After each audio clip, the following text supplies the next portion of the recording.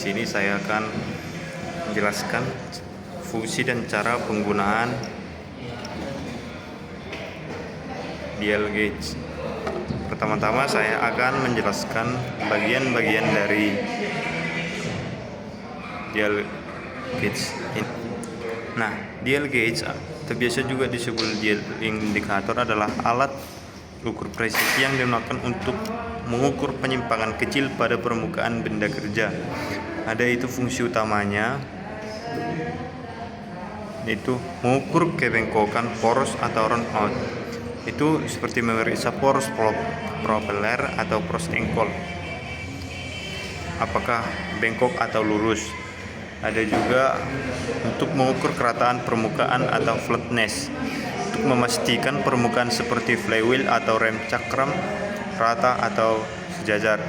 Dan juga untuk mengukur kebulatan suatu benda dengan memeriksa apakah komponen berbentuk silinder seperti crank journal dan apakah masih benar-benar bulat atau apakah sudah oval itu. Dan ada juga untuk mengukur celah atau end play, mengukur jarak bebas atau kelonggaran komponen, contohnya crankshaft. Atau bisa juga di bagian starter, bagian dalam dari starter. Ada pula karakteristik dial gauge, yaitu dengan tingkat ketelitiannya umumnya itu mencapai 0,01 mm atau 0,00 mm. Dan penggunaannya juga sering dipadukan dengan magnetic base holder untuk memposisikan alat dengan stabil.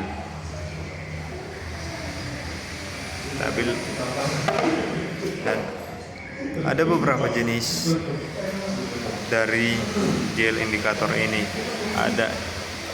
Terdapat tipe analog seperti yang saya pegang ini, masih menggunakan jarum, dan ada juga yang digital.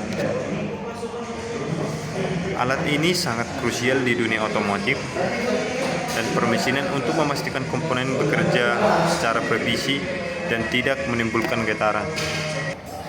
Menggunakan dial gauge ini memerlukan ketelitian tinggi karena alat ini sangat sensitif terhadap getaran dan posisi. Berikut adalah langkah-langkah penggunaannya, yaitu 1. Persiapan dan pemasangan. Untuk gunakan magnetic stand, ini magnetic stand dengan pasang dial gauge pada dudukan magnet agar posisi alat stabil dan tidak bergeser selama pengukuran.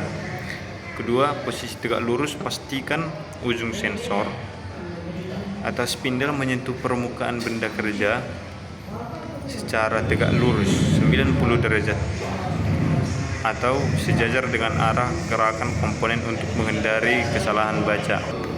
Dan selain itu, kita sebelum melakukan pengukuran, kita juga harus bersihkan area kerja dan permukaan benda yang akan kita ukur dari debu atau oli agar tidak mengganggu. Dan ada juga caranya dengan kita akan mengkalibrasi atau pengaturan ke titik nol. Pertama-tama sentuh spindle ini, tekan ujung spindle pada benda kerja hingga jarum panjang bergerak. Jarum yang panjang ini bergerak sedikit, sekitar 0,25 sampai 1 putaran untuk memastikan ada tekanan awal. Misalnya seperti ini ya. Di ini bisa kita pastikan ada tekanan awal. Dan kedua itu ada steel bezel atau putar bagian luar dial indikator hingga angka 0 dan tepat lurus dengan jarum panjang. Contohnya seperti ini.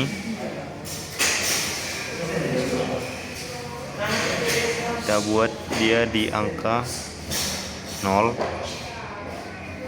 Nah, ini dia sudah berada di titik 0, jarum panjangnya di titik 0. Dan ini juga ada jarum kecil itu juga harus kita buat di angka 0. Itulah cara pengkalibrasian dari dial indikator.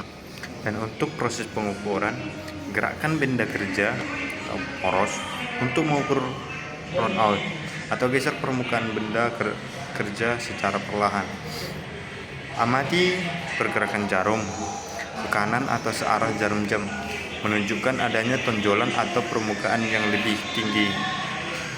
Itu biasanya bernilai positif, dan jika dia ke kiri atau perlawanan arah jarum jam, itu menunjukkan adanya cekungan atau permukaan lebih rendah. Itu biasanya bernilai negatif. Nah, ada cara untuk membaca hasil, yaitu satu skala besar atau jarum yang panjang. Biasanya memiliki ketelitian 0,01 mm. Jika jarum bergerak ke angka 20, artinya penyimpangan sebesar 20 dikali 0,01 mm, maka itu sama dengan 0,0 mm. Artinya penyimpangannya sama dengan 0,20 mm. Dan ada skala kecil. Skala kecil itu jarum yang pendek, itu menghitung jumlah putaran jarum panjang. Jika jarum kecil di angka 1 dan jarum panjang di 20, maka hasilnya adalah 1,20 mm. Dan total round out. Total round out adalah selisih antara titik tertinggi atau penyimpangan terjauh ke kanan dan titik terendah terjauh di kiri. Adalah total penyimpangan round out tersebut. Setelah selesai, pastikan kita membersihkan alat dengan kain lembut dan simpan di kotaknya untuk menjaga. Dan bisa juga kita bongkar semua bagian-bagiannya ini agar kita bisa menyimpan di kotak agar